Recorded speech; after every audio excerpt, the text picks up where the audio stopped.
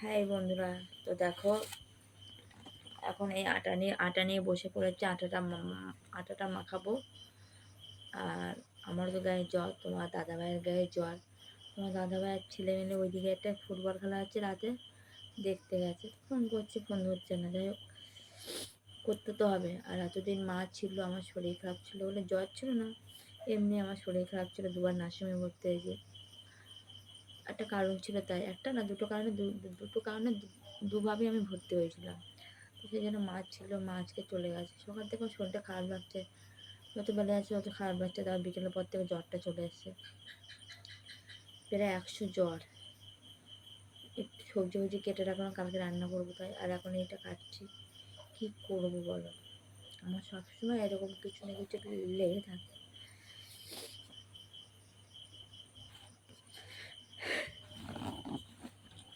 আমার কিছু না কিছু এরকম লেগে থাকে।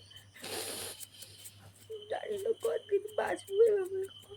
জীবনে অনেক সব সময় একটা একটা রোগ ছাড়ে একটা রোগ হয়, একটা রোগ ছাড়ে একটা রোগ হয়। আসলে নিজের মনের কথা রাখে এভাবে বুক বুক ফাটিয়ে বলতে পারি না। মাকে বলে মা টেনশন করে, মাকে বলে সবাই টেনশন করে। কেন আমার শরীরে ব্যথা করে, প্রত্যেকটা গিরুনে আমার ব্যথা, হাঁটু ব্যথা, বসতে পারি না, উঠতে পারি না। ওই আটাটা মাখাই রুটি খাবো। তোমার দাদাভাইয়ের শরীর খারাপ, ওর জ্বর।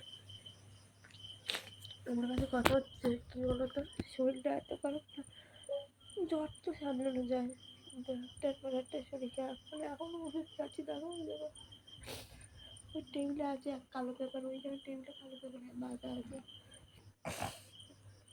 খাবার আমি পাচ্ছি না, মনে হয় মাঝে মাঝে মরে যায়।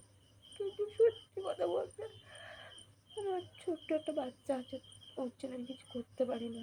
মনে হয় ওকে শান্তি পাবো না। আমার ছেলেকে আমি ছেলে ঠিক করে কেউ দেখতে পারে না। আর আমার মা তো নিজের কাজ বাজ বাদ দিয়ে দেখতে পারবে না। তো ওই একটা চিন্তা যে এত রোগ লেগে আছে আমার জীবনে, কখন না জানি কিছু হয়ে যায় আমার। মানে আমার নিজেকে নিয়ে আমার বড্ড ভয় লাগে যে এরপরে কী রোগ হবে, এরপরে কী রোগ হবে। তো যাই হোক, আলুটা মেখে নিই, আমার আর ভালো লাগছে না। রুটি করে যখন খাবো তখন তোমাদের সাথে আবার শেয়ার করবো। তোমার একটু পাশে থেকে সাপোর্ট করে এটুকু খাবো। মনের কথা একটু বলতে পেরে একটু মনটা হালকা লাগছে। আমি আর পারছি না।